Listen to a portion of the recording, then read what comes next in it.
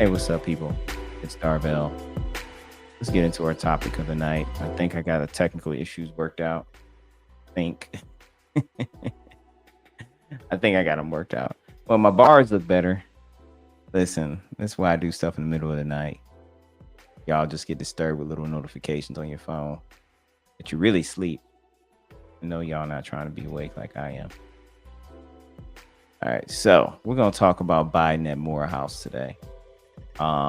He wasn't there today. Rather, he was there about 4 days ago on the 19th, or a little bit before that, and he had a few things to say to the black men who were graduating. So we're gonna talk about what he had to say according to 3 reputable news outlets.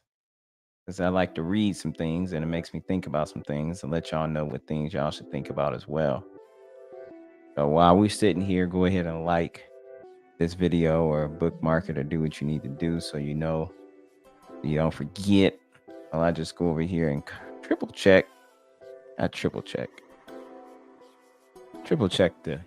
screen quality is good. You know, I appreciate y'all. Go ahead and leave a heart or something. I don't know. Appreciate you. All right. Yep.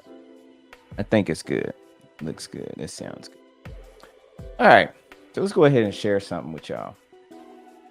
Pull that music up a little bit. And if you on tagged, you can't hear nothing, go to YouTube, Darvell T. Powell. If you're on Instagram, you won't see what I see. You may not hear the music. Go to Darvell T. Powell on YouTube or on my Facebook, and you'll see and hear what I'm referring to. So go ahead and present something for y'all today. We're gonna start off with a little piece from NPR. Actually, hop on over to NPR right here. Ooh. So at Morehouse, Biden says dissent should be heard because democracy is still the way. And why are we talking about this today? Let me just hop back and just explain something real quick for everybody.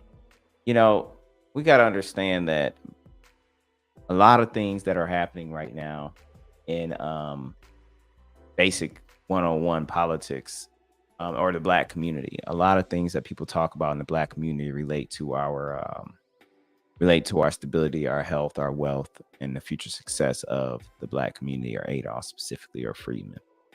And so all of that is underpinned by local and regional and national politics. Those are the laws and policies that govern the distribution and acquisition and management of resources, essentially, and the ability to move about the country freely, right? Laws are made for people who are going to break them anyway. It's just a way for us to, be able to penalize or remove those people from society. They're not to really prevent people from committing lawless behavior, because they're going to do that anyway. That's like literally why we have so many prisons, because people just, there's over imprisonment. Clearly there is there's excessive criminal justice. That's a whole topic. Criminal justice system is basically a scam. It's really a whole situation, but policy is really the undergirding foundation for a successful society. Governance, and we know our relative share of wealth and power in this country has stagnated. There was growth coming through the 60s into the beginning of the 90s, and now we're looking at 2024, and stuff is kind of the same as where it was in 90s, early 2000s. But this is critical because we were still pushing coming through the civil rights era. Like MLK had a lot of work that he was pushing for before his passing. So you may hear about growth of black money. You may hear about different areas of prosperity in the community, but the racial and lineage wealth gaps are growing at the same rate. The racial wealth gap is really the lineage wealth gap when we talk about the black community, and the lineage wealth gap between us and the rest of America is just growing. So even as you see black people do better we're still way behind, and that gap has never really narrowed. People will lie to you and tell you that it's narrowed. It's not narrowing. When it was narrowing back in the 90s, coming into 2000s, that was looking okay, but it really wasn't making significant inroads, and now it's just getting wider again. So today I want to kick off a series of updates on one of the most influential political events of our modern era, that is the presidential election every 4 years. And I want to just walk through a couple pieces that were put out regarding President Joe Biden's speech at Morehouse College, specifically talking about his commencement speech that he made to the men. So I'm going to go ahead and throw that on the page for you to see. And so we're going to look at this NPR piece titled "At Morehouse, Biden Says Dissent Should Be Heard Because Democracy is Still the Way." So this came out on May 19th. We got a picture of our president there.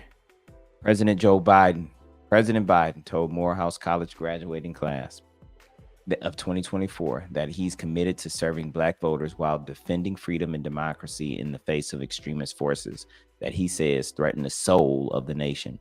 With just 6 months until the general election, a speech which was filled with religious themes of struggle and resilience also served as a continuation of Biden's warning to his supporters of what he thinks the country would look like if Donald Trump is elected again. And let's be clear, I'm not here to support Donald Trump.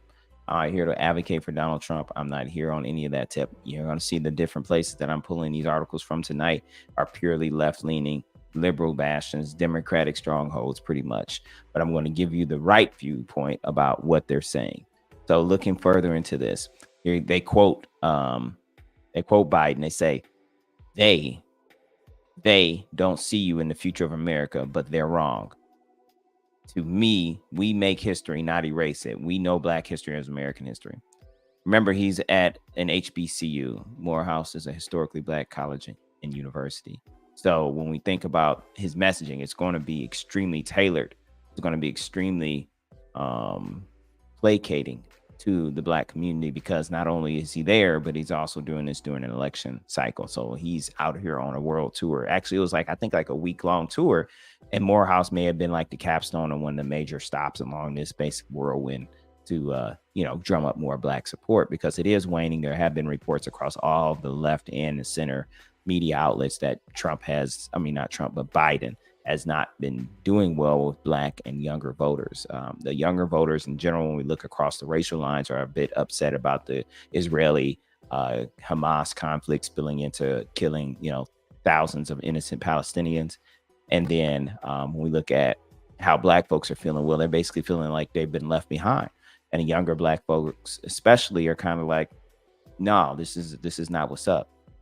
So furthering through this article, the president's commencement address at Morehouse, a historically Black school in Atlanta, also comes as polling shows potentially lower support for his reelection efforts among Black voters and young voters, and as campus protests over the conflict in Gaza have disrupted graduations around the country.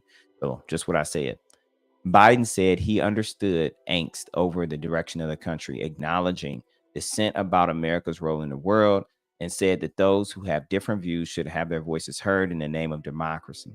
Okay. That's my commitment to you, he said, to show you democracy, democracy, democracy. It's still the way.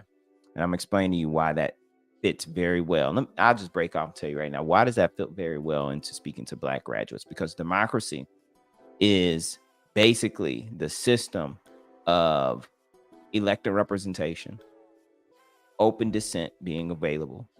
And ideally, because you can openly dissent, you can influence leaders who are in position of power or influence, right? That's why democracy is such a big deal.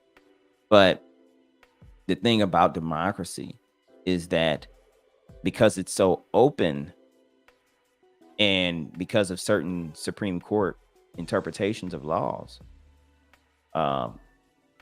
companies and corporations and very, very wealthy individuals can also be part of the influential sphere toward these same politicians. And the reality is that because the politicians are so beholden to funding in order to run an election campaign across all 50 states and get reelected in 4 or 2 or even less years, they become extremely dependent on these large donors to help them. Now, a lot of them will claim, well, I only get small money donations. but they also get other monies too. They got ways of hiding that money so it only looks like small money. What's up, Smooth? So in reality, democracy is definitely a way that Joe Biden and even the Republicans want things to keep going, because at the end of the day, in a democratic society, you keep people believing that they have influence that in many cases they think they're getting just by voting for somebody who has not promised them anything. And we're going to talk about that in our next live stream. We're going to talk about the false fallacy, the fallacy of voting for the lesser of two evils. Regardless, democracy favors people by principle, but in reality, it can be exploited in the United States, and it actively is. His speech, Biden's speech, is also one of many events on his recent trip aimed at speaking to Black voters, following events with plaintiffs in the historic Brown versus Board Supreme Court case, meetings with Black Greek letter organizations, often known as the Divine Nine, and before he headlines an NAACP dinner in Detroit. So yeah, I just heard about that NAACP dinner in Detroit. I heard he was up there. And so just like I said before I even read it, I already knew he's been doing a little bit of a little cross country trip here, meeting with certain Black groups and prominent, ideally in his mind, influential Black leaders. The problem is our leadership class, traditionally our historic, our stalwart leadership class in Black America. When I talk about Black America, I'm talking about the freedmen's, the descendants of American slavery. These organizations and these people, they have influence, but they honestly are not on the right code. They're not on the right plan. Honestly, that's typically what's going on with them. They're basically moving along with the old guard's policy and rhetoric. And so meeting with them is just to kind of concretize the same old. It's just to say, hey, remember, I got your back. I'm with you. I'm going to give you all a little extra money this year. And on that tip, as far as the HBCU money, every president, at least Trump and now Biden, they just keep one-upping each other, giving money to HBCUs. But HBCUs shouldn't be dependent on monies that the presidential administration has to up in order to fund these HBCUs and keep our votes coming in. Our schools should have been well funded already by now. And because they're not well funded already by now, that indicates that there is an actual problem that don't nobody really want to talk about. They want to just, get along to get along, go along to get along. And that's part of the old guard, old way of doing things that have continued to permeate. And I'm going to tell you that not knowing what the conversations with the Divine Nine or with the conversation of the Divine Nine or the plaintiffs from the Brown versus Board of Education Supreme Court case, what those conversations look like, I'm going to say they're going to lean towards what I know the NAACP's conversation look like without even being there, because we already know how the NAACP moves. And what those conversations are probably looking like is, listen, if you let him get into office, that is Trump, then, he's going to put y'all back in chains. Oh, by the way, I did some stuff for all Americans based on class, and it disproportionately helps you. Remember, I did some things for you, but they weren't really for you. You just maybe got a little bit of it too, so make sure you vote for me. Anyway, he went and prioritized those conversations. Then he showed up to this HBCU and gave this crazy ass speech. For weeks, several college and university campuses around the country have been roiled with student protests and encampments expressing opposition against Biden and U.S. policies and involvement around the conflict in Gaza. Morehouse has seen student demonstrations, but not occupation of campus spaces or clashes with law enforcement, because we ain't got time. We do not need to be having time for that. Yeah, you do some little demonstrations, get some word out, this is wrong, whatever. But Black folks got a whole lot more problems to be worried about than going ham and going hard in the dirt about something happening over in Palestine, over in Gaza and Israel. We're not saying that they deserve to be going through what they're going through, but I need my Black folks to make sure they keep their priorities straight. The first priority is politics and policy and social issues here, because we can't go abroad and be effective, but we can't even come home and be safe. So keep that in mind. Now, outside the ceremony, a small number of protesters gathered, while the commencement itself did not see any major disruptions. Last week, Morehouse College President David Thomas said he would rather halt the proceedings than to have students escorted away for protesting. That's very nice of him. He doesn't want his students embarrassed on no damn, situation with the president there because they protesting and the police gonna have to grab them. And he goes on to say, if my choice is 20 people being arrested on national TV on the Morehouse campus, taken away in zip ties during our commencement, before we would reach that point, I would conclude the ceremony. So he shut it down. These concerns did not come to pass. Apart from the heightened security and increased media presence, Biden's speech was met with a similar response to a typical college graduation ceremony. And they kind of downplaying it. More than 400 graduating students walked across the stage Sunday, and during Biden's speech, a handful of students, some wearing kievs. Ooh, I should know what this is. Oh, kipias. Yeah, I probably butchered that. Turned their chairs around to face away from the president. So a handful of students turned their chairs away from the president. After the ceremony, Morehouse issued a statement praising the graduating class in their intentionally muted response to Biden because they're doing that respectability politics. It's the president, let's we Morehouse men. Let's try to keep it, on 100 and just keep it quiet. You can do your little fist and turn your back and very silent protest, almost like the decency forward protest that we had to wage, the non-violent protest, to make it clear. Almost, I'm not saying they're the same, but I'm saying that the optics of how we protest or how they protested at Morehouse in this in particular case can be kind of reminiscent of those days of controlling our image and making sure that we look respectable in our protesting. Our protesting should be concrete, directionally correct, and most importantly, clear as to what we're doing, what we're demanding, and what we're aiming for. And we should not get engaged in any type of destruction or violence or anything like that. However, to tell someone at the school they paid to go to how they should protest, just make sure you don't disrupt the ceremony to the degree that other people can't walk across the stage, because there are people who did not get to walk across the stage at these other WPIs, at these predominantly white institutions, these PWIs. They didn't get to walk across the stage because they was protesting, and then some of them got hemmed up in some legal matters and didn't get to go to the ceremony, or the ceremony got stopped short. There's a lot of stuff going on with the PWIs for sure, regarding these protests. So there's something to be said positively about the Morehouse president, saying that these students did a great job by controlling their demonstration. He would go on to say, it is fitting that a moment of organized, peaceful activism would occur on our campus while the world is watching to continue a critical conversation. We are proud of the resilient class of 2024's unity in silent protest, showing their intentionality in strategy, communication, and coordination as a 414-person unit. It is my sense as a Morehouse man, nay, as a human being, to call for an immediate and permanent ceasefire in the Gaza Strip. This was said by D'Angelo Fletcher. D'Angelo Fletcher, Morehouse College's valedictorian, closed his address to his classmates by addressing global conflict, particularly the Israel-Hamas war. And he goes on to say, for the first time in our lives, we've heard the global community sing one harmonious song that transcends language and culture. It is my sense as a Morehouse man, nor as a human being, to call for an immediate and permanent ceasefire in the Gaza Strip. Be honest with you, low key on my point, he might have a dog in that fight, but I would honestly not use my Morehouse valedictorian speech to speak on the Gaza situation. You got enough people speaking on it. We don't need the HBCUs worried about that. That's my piece. You can take it straight to the man.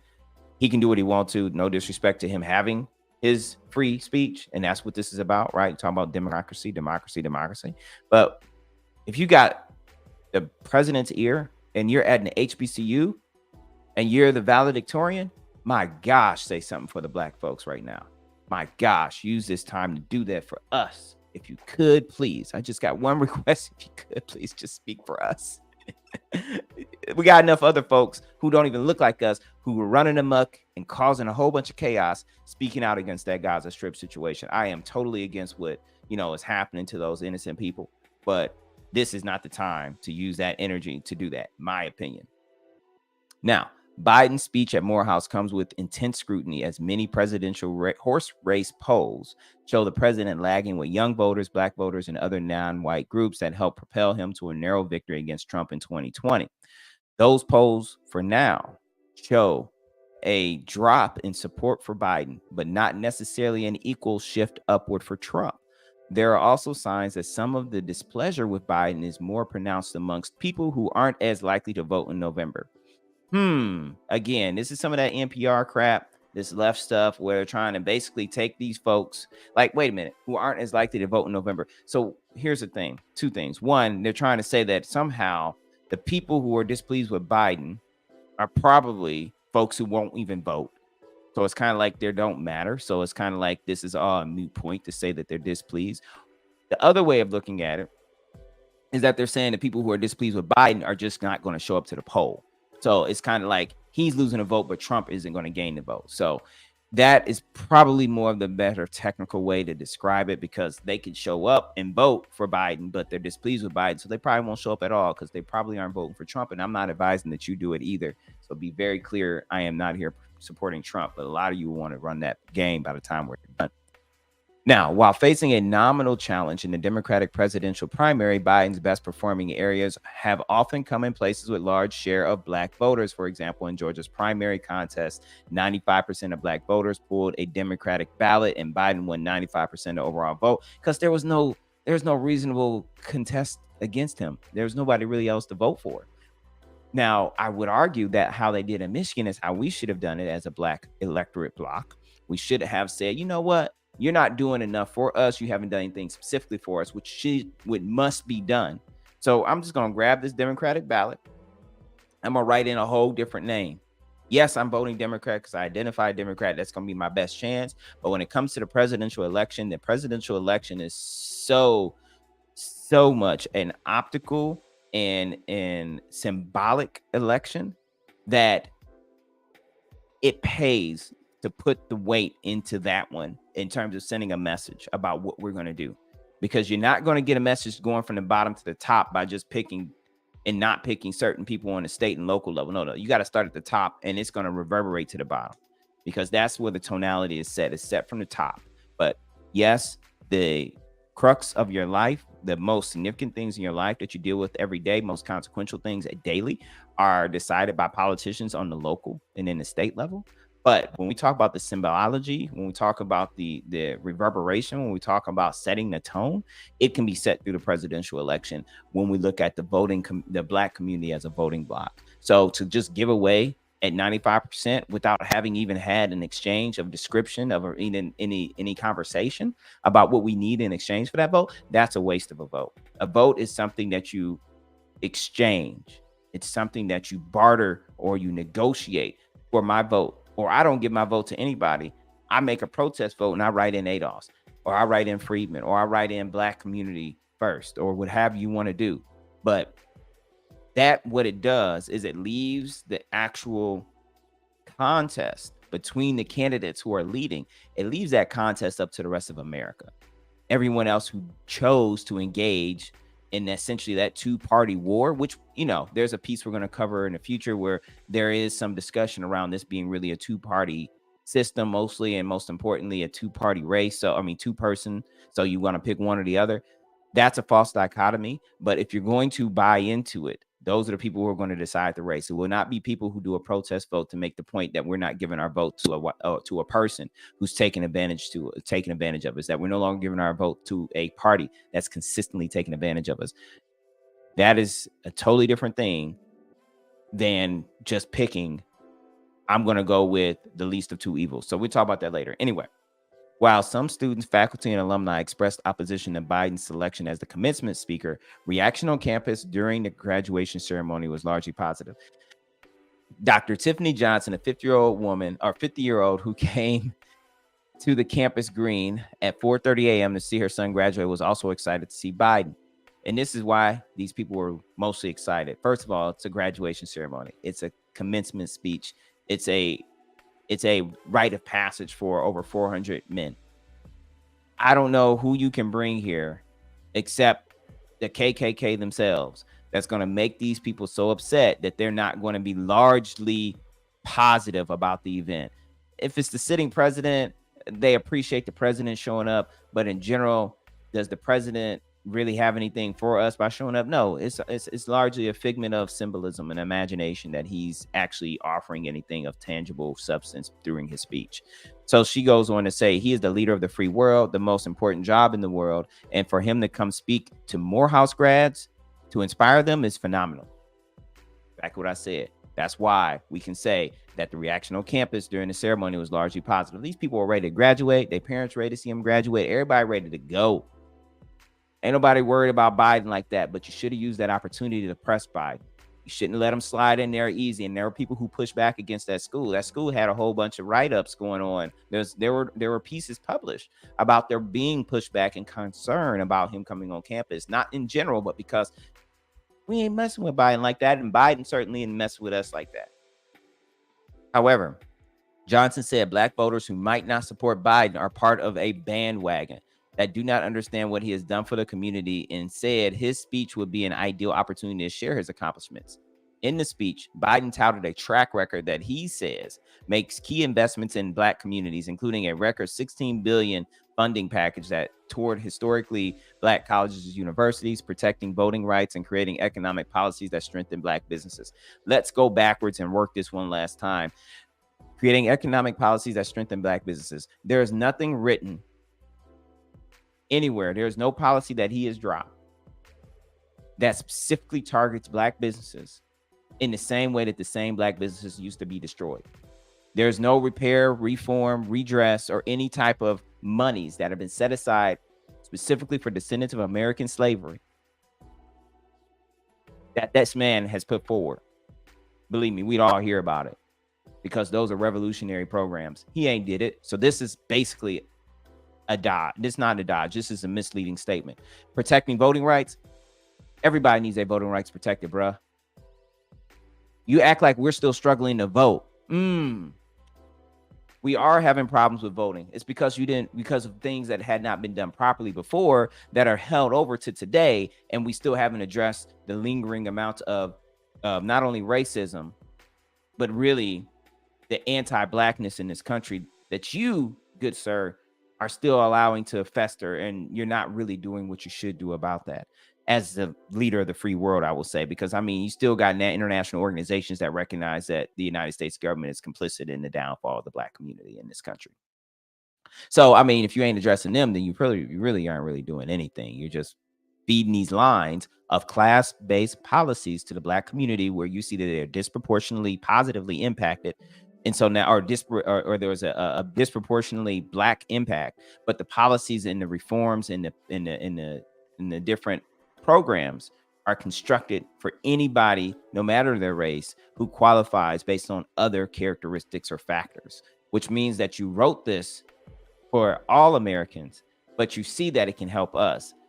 What we need first and foremost is specific redress, because you had no problem coming after us specifically because of the tone of our skin. So we're going to need something that's about that specific. In reality, you were coming after everyone who was a descendant of slavery. So we're going to need that, because what happened is, because you're passing this out to a whole bunch of people, now a whole bunch of other people come up with us and the whole hierarchy gets messed up. And at the end of the day, when you mess up that hierarchy, in a sense where people who did not have the same challenges historically and don't have the same accrued disadvantage and baggage as us, when you start uplifting them at the same time, we actually don't go anywhere.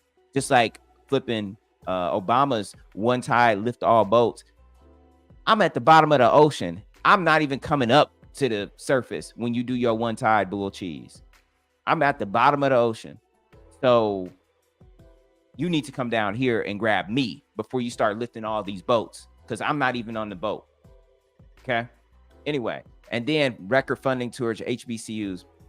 Again, two things. One, we shouldn't be that dependent on the administration having to direct funding directly to HBCUs specifically just to get our vote, because we too should have more donations per capita coming back from our alumni, but we ain't got the money like that. And three, more importantly, these other PWIs, especially the Ivy League ones, because we look at HBCUs as mostly Ivy League schools for the black community in a sense. These real non-black, not real, but these other Ivy League schools that are non-black, the PWIs, they're sitting on money that they've accrued over generations. Stupid amounts of money. And some of it can be traced back to the oppression of those who were descended from slavery or even slavery itself.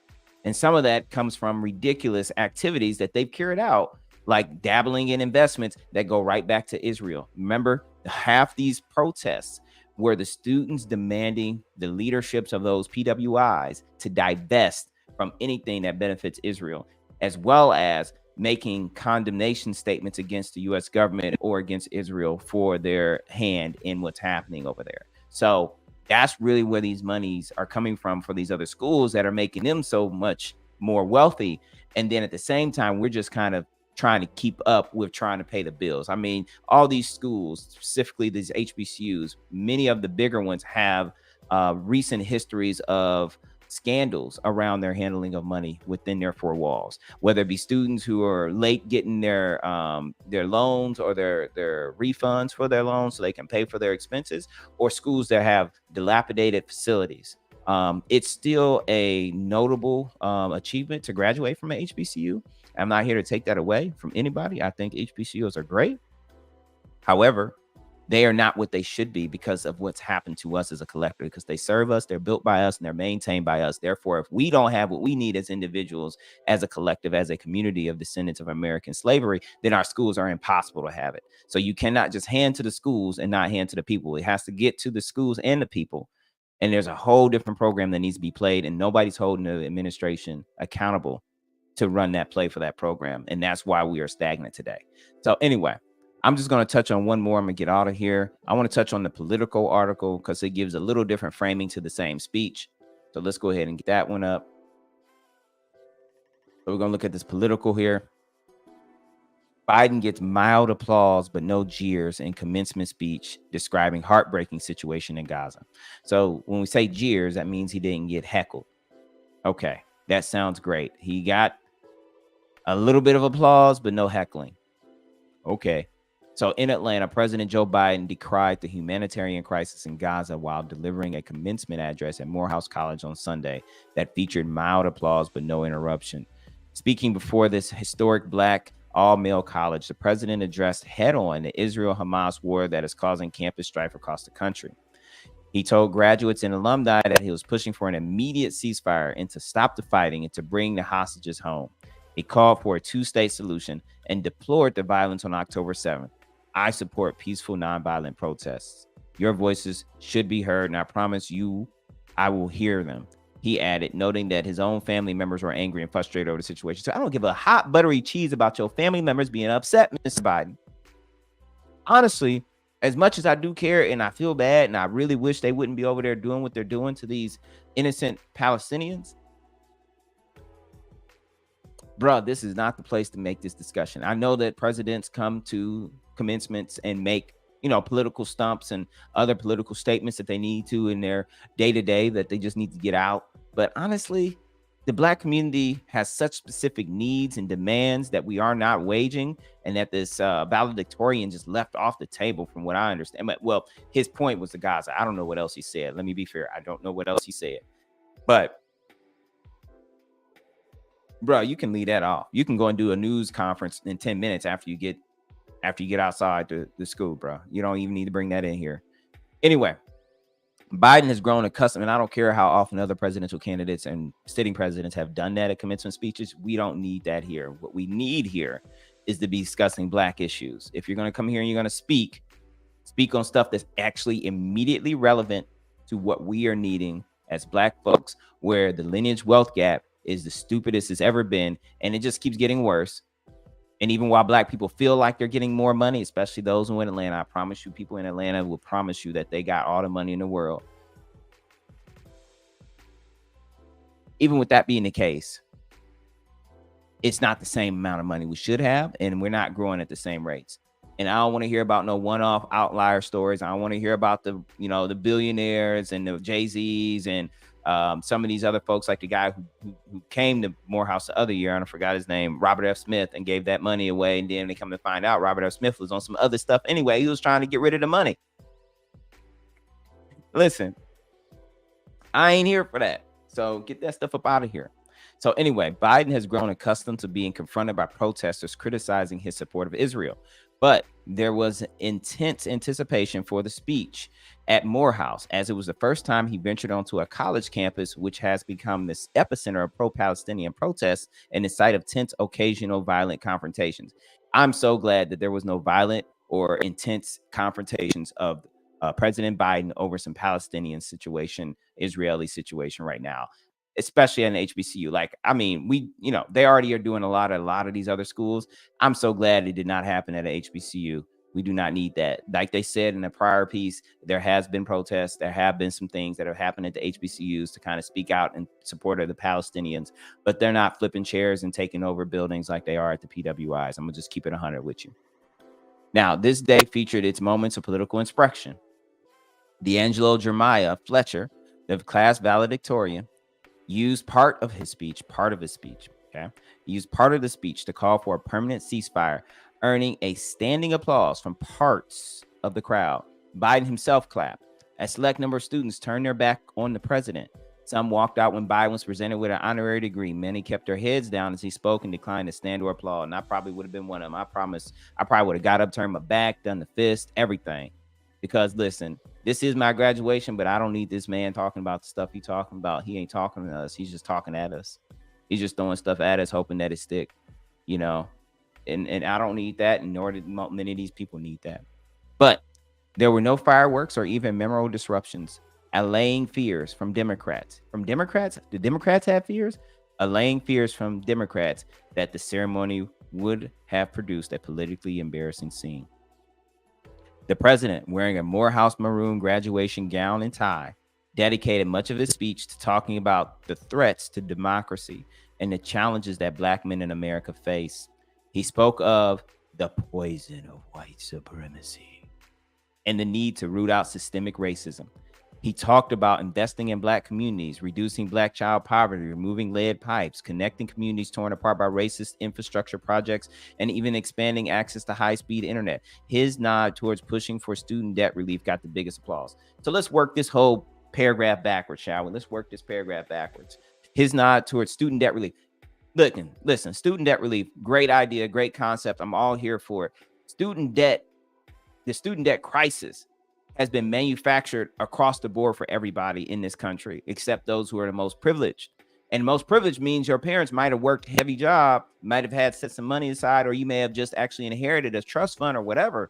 But the point is, many students, especially those who are going into higher end degrees, or Black students, specifically those who are descendants of slavery, we ain't got nobody sitting around with money, or they don't have enough extra income to help us pay for the tuition bill and room and board every quarter or every semester. So this whole thing starts with us not having additional money, and it gets even worse. And that's because of the systemic oppressions, the accrued disadvantage, the racism, everything that's accrued. That's a whole baseline failure mode right there. So just relieving the debt across the board, everybody, it's kind of like that's a great thing, but it really deals with a systemic issue the nation has. It doesn't deal with the Black issue. So again, we're here at Morehouse. They're going to applaud you because it's a student issue and they're students, but that's not a Black issue. And so really, he should have got a half of applause on that, because ain't nobody fooled. We would have gotten it too. It feels strictly just based on the numbers.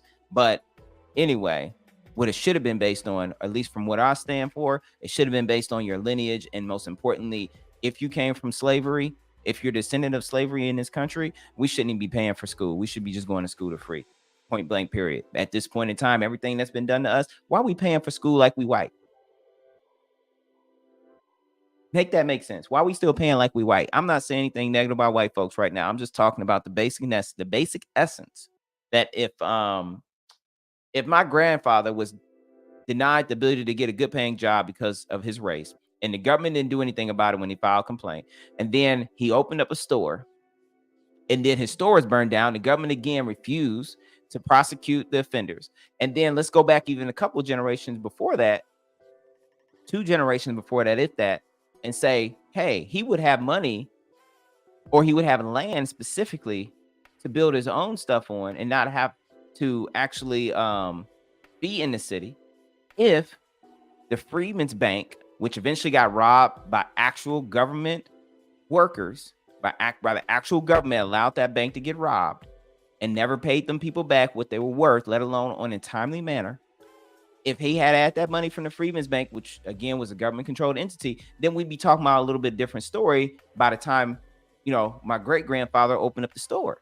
See, what y'all need to do, what people need to do is they need to go read Ta-Nehisi Coates' Case for Reparations. He put that, I think it was in New York Times, where it was originally published years ago. Really good piece that kind of explains accrued disadvantage. So you'll see that basically this whole thing about student debt relief is just a big snowball for everybody. I mean, it's just the whole student debt relief thing is for everybody. They've been scammed by the college system. However, for Black people, we're at a worse case. We're at a worse condition than your average American because of our accrued disadvantage. And Ta-Nehisi Coates and even the 1619 Project, those do good jobs of explaining kind of how the accrued disadvantage occurred over time and how that's left us in the precarious state we are now financially. So that whole line right there, yes, it's going to get applause because of student debt relief, but it is not a Black issue specifically. Going back even further, we're talking about reconnecting communities torn apart by racist infrastructure projects. Yeah, you remember you run on them damn highways through our communities, through our neighborhoods. You actually destroyed businesses when you did it too. You actually destroyed homes when you did it too. And when I say you, I'm talking about the government because this was a government orchestrated affair. There were policies at the federal level that aid and abetted the states to do it the certain way they did it. And so again, this was basically, although you're like, well, I'm not my grandfather's president or whatever. You as the government committing crimes against people like you did with many other groups, or having your hand in committing crimes against people or humanitarian disasters, have the responsibility to repair those. He's saying he's connecting communities. No, I'll need you to restore and reimburse and compensate these communities and their descendants for the damage you did to their livelihood and their potential future earnings and all the lost accrual of land and wealth that they have now been left without, which leads to, again, them not having the same amount of money or wherewithal to be able to help their children pay for school. So now you're trying to give me some student debt relief that's for everybody, and then telling me it disproportionately benefits me because you actually disproportionately took my money. Yeah, I'm not a fool, and neither should most of these students who are sitting here listening to you be, but they're trying to be respectful. So let's go to the next one. Forget the high-speed internet thing. That's stupid. Everybody needs internet today. All right. Reducing Black child poverty goes right back to what I talked about. And then we talk about the crime and the other dilapidated statistical metrics of our community that exist today and how those came about and why they are sustained. This is just all the same stuff. This is all just pandering because he's telling you a bunch of empty shit about what he's wanting to do or might do or kind of did, but really he never did anything that specific, because I promise you, if he did it like he was supposed to do it, half the country would be standing up, screaming, because real justice will take from those who are doing the injustice if they're still here, or we will find a way to make it right, because that's America's founding principle. But you're not going to do it in a silo. You're not going to do it quietly, and it's not going to go without coverage in the media. So since the media ain't talking about it, it ain't happening. Now, I done talked a lot on that, but all of this is some bullshit. Now, perhaps the main thrust of the speech was autobiographical. Biden ticked through his own story, from his home state's tortured history on civil rights to his early career interest in the movement, the civil rights movement. He had an early career interest in the civil rights movement. Biden claims he does. He did. He talked about the bust he keeps of Martin Luther King Jr. in the Oval Office. Okay, I feel real good that you have a bust of MLK.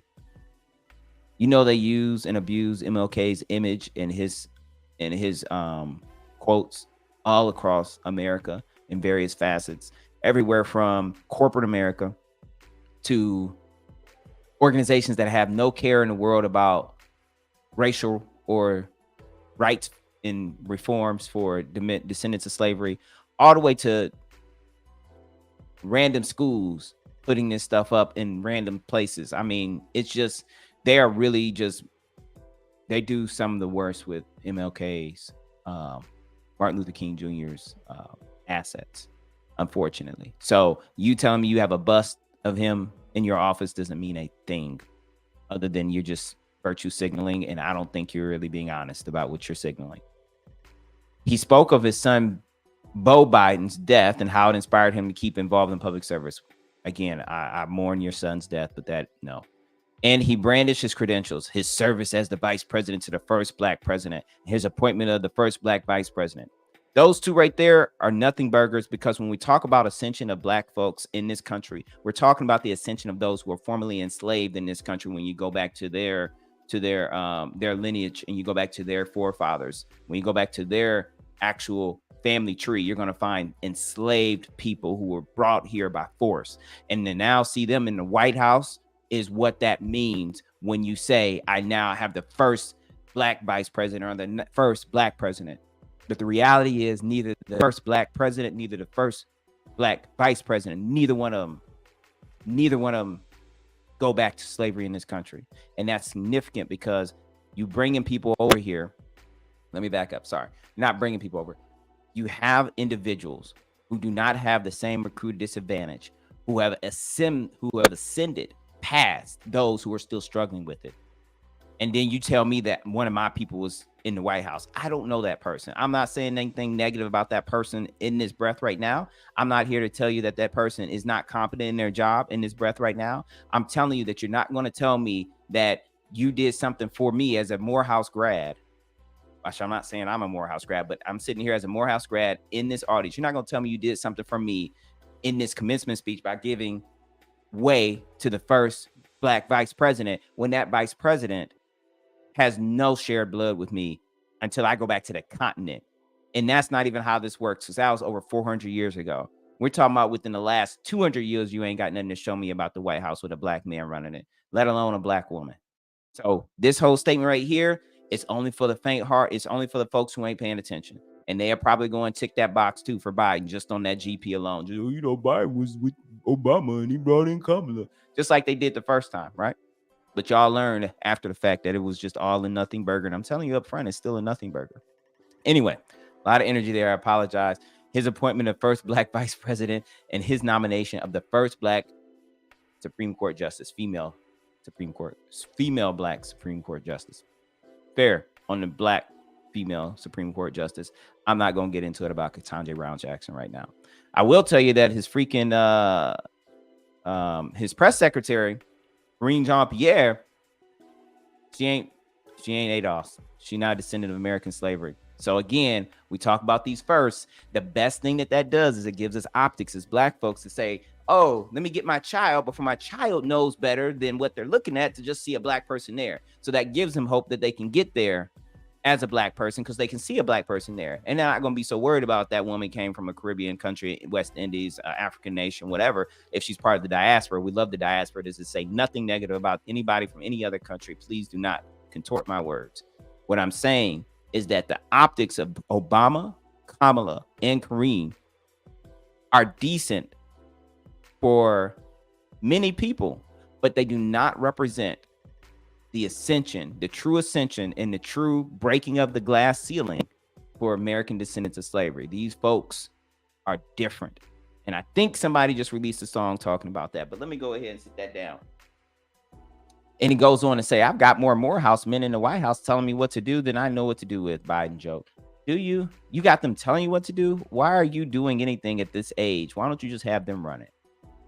You wouldn't do that. I have no doubt that a Morehouse man will be president one day. Yeah, if we have to get rid of you real quick. Then he later added, what I mean by that is not vote for you next time around. He later added, before nodding to his VP Kamala Harris, a Howard alumna, just after an AKA from Howard. She's tough, guys. So he's saying that Kamala is going to rise to president first. Oh my gosh. Listen, I'm telling you, the black community better revolt if that woman get in there.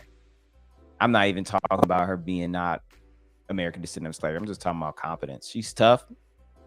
Competence, though, and what? Like, I mean, it's not even like you got to know anything, honestly. In my opinion, you need to understand a little bit about foreign affairs, history, and things like that, and the nature of of America's relationships. You need to be up to speed on that stuff before you step into that office, I think. But anybody can kind of basically learn that. I think that's what the forefathers intended. We're not intending for this country to be ran by a bunch of career politicians. It's to be ran by the people. That's why the elections are so frequently. That's why it's every 4 years. That's why it's every 2 years. That's why it's every year and a half for certain different positions. It's not supposed to be the same line there for 8, 12, 14, 16 years. That might sound like stability to you, but in reality, this is a country ran by the people. So sometimes you got to get rid of these folks, but we're not doing a good job at getting rid of these folks. Anyway, the crowd, having sat there relatively staid, gave him a rare laugh. The speech was difficult, threading the needle for Biden. Whose team had been paying close attention to the slate of pro-Palestinian protests across the country. Those protests have been more muted at historically black colleges and universities compared to other schools, like I said. But the administration still took steps in the lead up to Sunday to avoid public embarrassment.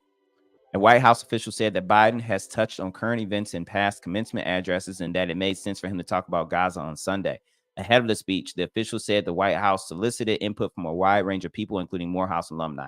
I'm going to tell you straight up, a Morehouse alumni at this point, I mean, you better be talking. You know what?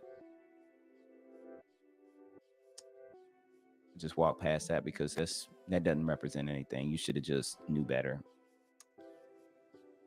Because if everybody who you talked to knew better, you probably wouldn't have gotten there. You would not have been invited.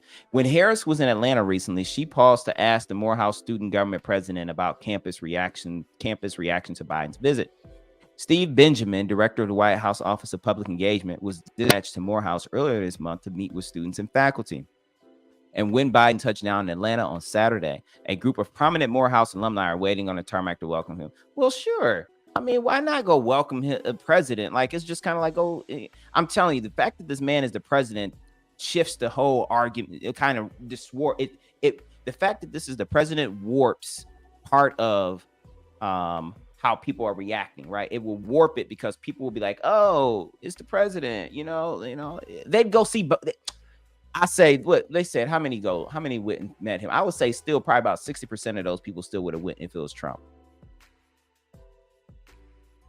What you think? I think about 60% of those people still would have went if it was Trump. And I think my video might be acting a fool. I'm going to double check my quality service here, but what the world is going on? What's going on over there? Sorry, y'all. I'm checking something. Oh, hold on. Let me see. All right, I had to double check. It seemed like my stuff was acting up. Anyway, and when Biden touched down in Atlanta on Saturday, a group of prominent Morehouse alumni are waiting on him in the tarmac. He spent the afternoon meeting with Morehouse students and alumni at Mary Mac's Tea Room in downtown Atlanta, a local Southern eatery also owned by a Morehouse graduate. Biden's Morehouse address comes as polls show his support softening amongst black voters. Some prominent black Democrats close to the White House had hoped that the president could use the Morehouse speech as a moment to recommit to engaging with black voters who were critical in delivering the Biden White House in 2020.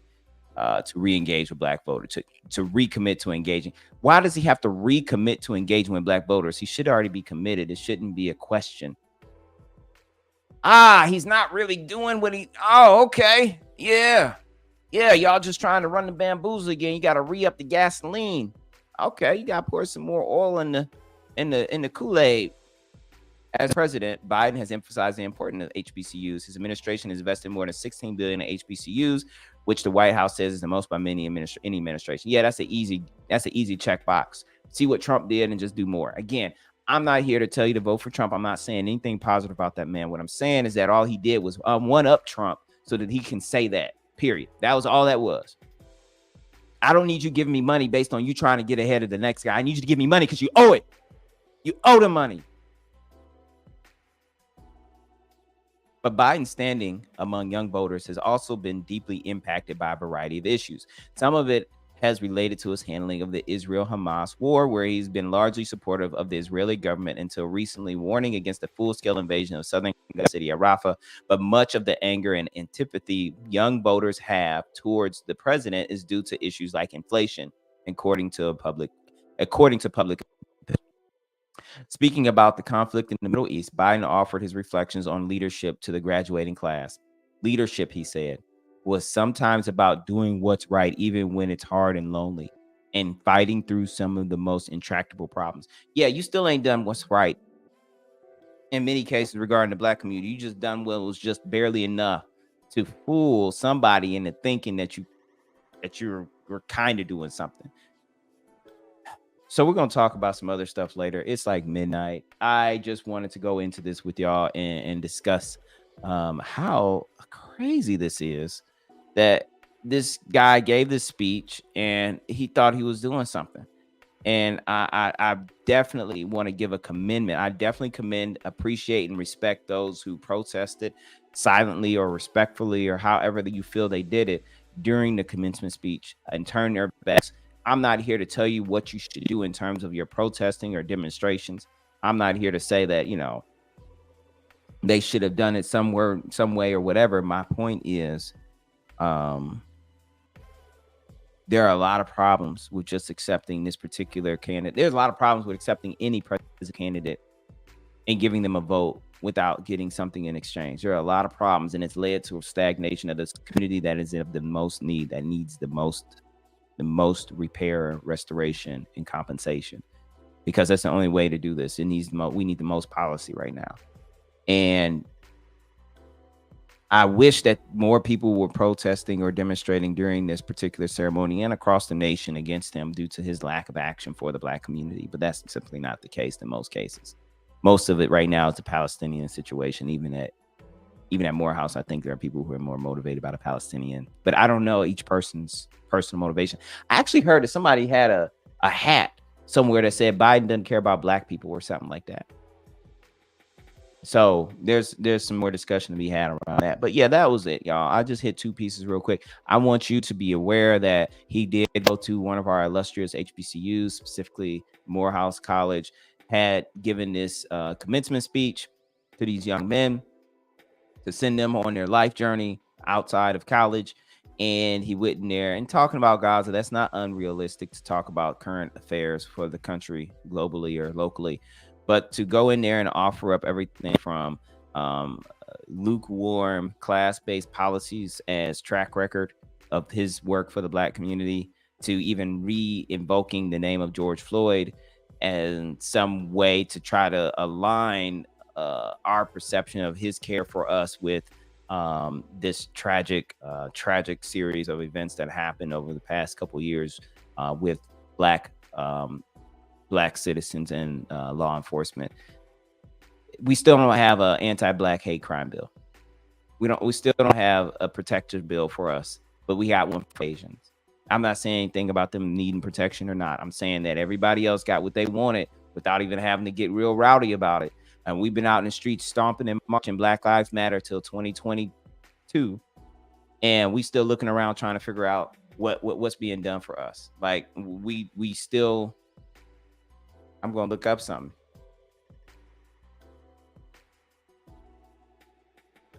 Let me check this one again. Because, I mean, where's this at? Where we at right now? It passed the House, introducing. I'm just trying to make sure, because I can't keep track of it. I should know the answer to this. I apologize. I really do apologize. I should know this. Where are we at with this, though? Give me the. Where is it at right now? Help me. I thought it was done, right? Right? Oh, here it is. I just seen it. Oh, here. No? Oh, goodness. Hold on.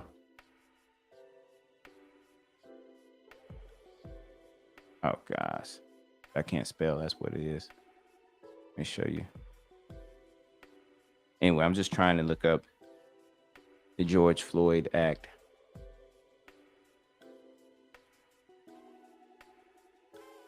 I mean, it's just the thing.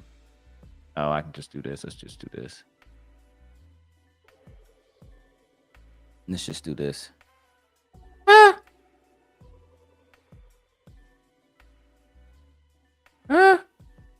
This was just released today.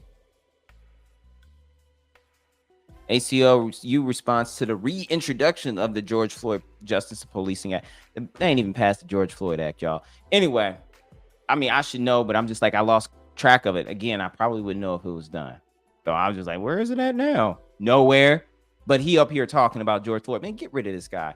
Anyway, and well, let me back up. Vote accordingly. We're going to talk more about that anyway, y'all. I'm out. I appreciate you tuning in this late one. It's been good.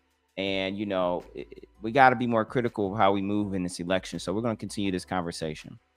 Peace.